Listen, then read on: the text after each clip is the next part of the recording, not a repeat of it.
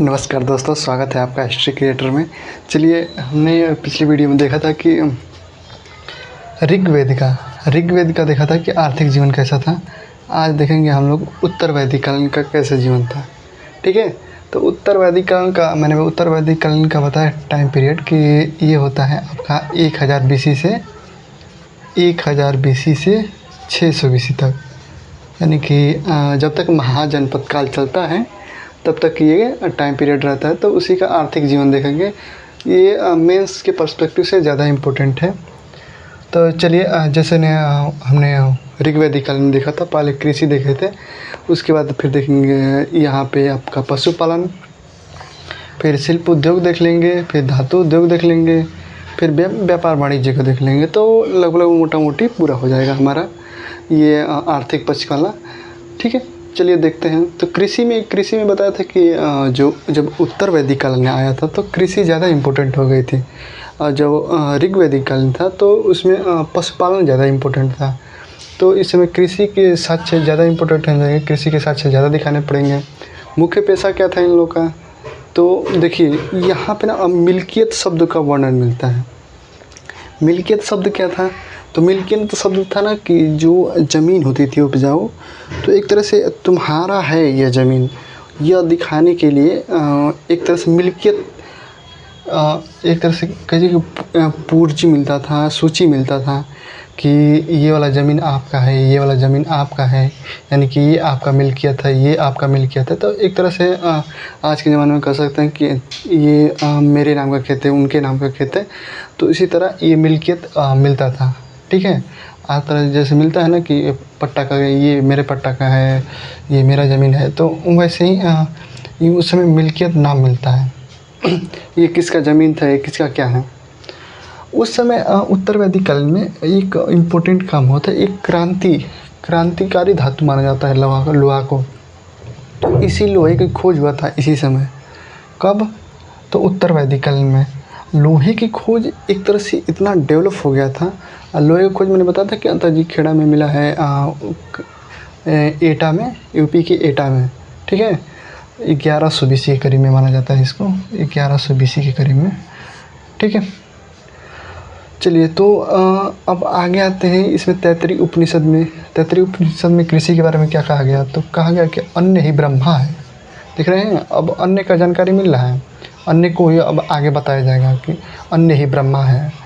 फिर राजा जनक को जैसे बताए थे ना कि राजा जनक कृषि कर रहे थे, खेत जोत रहे थे, तो खेत में एक घड़ा में सीता जी का मिला था। तो ऐसे राजा जनक का भी वर्णन मिलता है कि ये खेत यानी कि हल जोत रहे थे।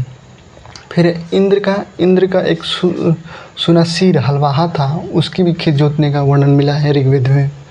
फिर अथर्ववेद में क्या क्या जानकारी मिलती है, तो अथर्ववेद में बताता है कि कीटों से रक्षा, जैसे कृषि होता था तो कृषि में कीट आते थे, एक आते थे झुंड के झुंड, और वो कृषि के खेत को पूरा का पूरा चट कर जाते थे। ठीक है, फिर नहरों का साक्ष्य है, नहरों को उसमें कुल्या बोला जा गया है। फिर अतिवृष्टि क्या होता है, तो अतिवृष्टि ज़्यादा बारिश हो जाने को अतिवृष्टि बोलते हैं। अनावृष्टि बारिश ही ना होना, बारिश बहुत कम होना, अनावृष्टि बोलते हैं। अतिवृष्टि होता है तो बारिश ज़्यादा होती है। फिर वाजपेयी एक संहिता है, वाजपेयी संहिता में मैंने बताया था कि उसमें 2, 4, 6, 8, 10 राजा अब मिल के खेत जोत रहे हैं। खेत जोत के ये बता रहे हैं कि मैं 12 बैल से खेत जोत रहा हूँ, तो कोई उसी में आकर 16 बैल से दिखा रहा है राजा, यानी कि कृषि को दिखाया जा रहा है। ये कृषि देखो बहुत इंपॉर्टेंट है, राजा हलवाहा एक तरह से प्रमोट कर रहे हैं कृषि को। ठीक है, तो यहाँ पे फिर शतपथ ब्राह्मण में देख लीजिए क्या क्या नाम मिलता है। तो कृषिवंत मिलता है, कृषिवंत जुताई को कहते थे, बनवंत बुआई को कहते हैं, लुवंत कटाई को कहा गया है, मड़वंत ये मड़ाई को कहा गया है। कृषिवंत, बवंत, लुवंत, मडवंत, ये सब वर्ड मिलते हैं। प्रमुख फसलें क्या थी उस समय की, तो ये प्रमुख फसलों से एग्जाम में क्वेश्चन पूछता है। गेहूँ किसे कहा गया, तो गोधुम कहते थे, चावल को तुंडल कहते थे, धान को साली कहते थे। फिर सरसों को सारिसाका कहते थे, जौ को यव कहते थे, और जो गन्ना होता है, गन्ना को ईख कहते थे, गन्ना होगा गौ लिखे हैं। ठीक है, जो मूंग और उड़द होता था उसे माणक कहते थे। ठीक है। सिंचाई के साधन, सिंचाई के साधन क्या होता है? सिंचाई के साधन में देखिए, सिंचाई के साधन में क्या होता है, तो सिंचाई के दो साधन माने जाते हैं, तो एक स्वजन्य, एक खनिजन्य। स्वजन्य का मतलब कि जो अपने से बारिश होता था, जैसे कि वर्षा का जल, नदियों का जल, तो जो अपने से होता था उसे स्वजन्य कहा जाता था। और जो इस तरह बारिश होता था, इस तरह कृत्रिम रूप से, तो खनिजन्य बोला जाता था, जैसे कुआँ का हो गया, तालाब का हो गया, फिर नहर का भी हो जाएगा, ठीक है। कृषि पश्च, कृषि पश्च का मतलब जुताई के बाद जो फसल प्राप्त होता है, जैसे कि आलू, जो ज़मीन के नीचे बैठते हैं उसे कृषि पश्च बोला जाता है। और अकृषि पश्च मतलब कि जो ऊपर ऊपर फलते हैं उसको बोला गया है, ठीक है। इतना बात समझ में आ गया होगा आपको कृषि के बारे में। फिर पशुपालन में ठीक वही उसी तरह ऋग्वैदिक कालीन की तरह ही गाय, भैंस, बकरी, ऊँट, और यहाँ पे दो इम्पोर्टेंट पशु मिलेंगे, एक बोलेंगे बाघ और एक हाथी।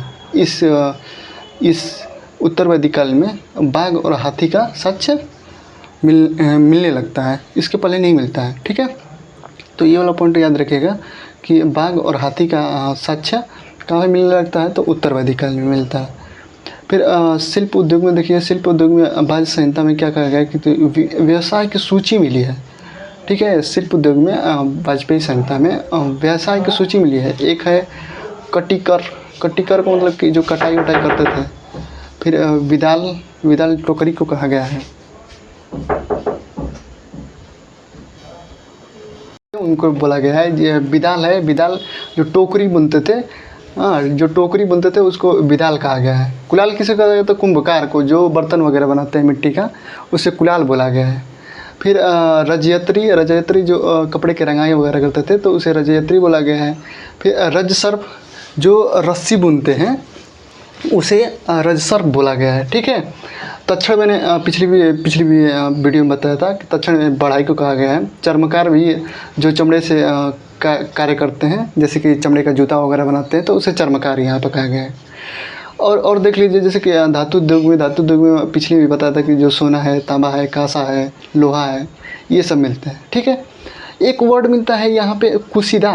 कुशिदा का मतलब क्या है कि जो उधार लेने वाला है, जैसे कि उधार लेते हैं ना आजकल भी, तो उसी तरह उधार लेने वाले को ये तैतरी उपनिषद में मिला है, तो उसे बोला गया कुशिदा। कभी कभी पेपर में वर्ड भी पूछ देता है कि कुशिदा क्या है, ऐसे वर्ड पूछ देता है, तो तैतरी, ठीक है। व्यापार वाणिज्य में देख लीजिए, तो शतपथ ब्राह्मण में ये कहा गया कि जो पूर्वी और पश्चिमी समुद्र, पूर्वी समुद्र में मतलब कि जो आपका बंगाल वाला क्षेत्र है, और पश्चिमी समुद्र का मतलब कि जो अरब वाला क्षेत्र है, इन दोनों क्षेत्रों से व्यापार होता था, ठीक है। तो ये कि कहाँ से इसका वर्णन मिलता है व्यापार का, तो शतपथ ब्राह्मण से। वाजपेयी संहिता में देख लीजिए, वाजपेयी संहिता में क्या कहा गया है, तो यहाँ पे बताया गया ना कि 100 पतवार का मतलब कि जो नाव चलाते हैं, नाव चलाने का जो पतवार को पीछे पानी को ढकेलेंगे तो नाव आगे चलती है, तो वही कहा गया कि 100 पतवारों की नाव मिली है। इसका मतलब क्या हो कि 100 पानी को ढकेल रहे हैं, यानी कि नाव बहुत तेज़ चलेगी, तो इसका भी साक्ष्य यहाँ वाजपेयी संहिता से मिलता है। फिर इसी तरह जैसे पिछली वीडियो में बताया था कि विनिमय यानी कि लेन देन का जो कार्य होता था, वो एक निष्क उस समय का जो आपका मुद्रा है वो मिला है। तो निष्क से याद रखिएगा, जो यदि मुद्रा पूछेगा कि वैदिक काल में मुद्रा क्या था, तो निष्क था, उसे कहा जाता है सिक्का का ढेर, ठीक है। तो आप लोग को ऋग्वैदिक कालीन का पिछली वीडियो में समझ में आ गया। अब इस वीडियो में उत्तर वैदिक कालीन का आर्थिक जीवन समझ में आ गया होगा। तो ये ओवरऑल आप लोग को आर्थिक जीवन समझ में आ गया। अब हम लोग इसी वीडियो के आगे में हम लोग देखेंगे कि जो सांस्कृतिक जीवन है वैदिक कालीन का, उसको हम लोग एक सिलसिलेवार में पहले देखेंगे ऋग्वैदिक काल का, फिर उसके बाद उत्तर वैदिक काल का। इसी तरह हम लोग आगे पढ़ते चलेंगे, फिर उसके बाद क्वेश्चन हल करेंगे, उसके बाद ये चैप्टर समाप्त हो जाएगा, ठीक है। तो मिलते हैं अगले वीडियो में, नमस्कार।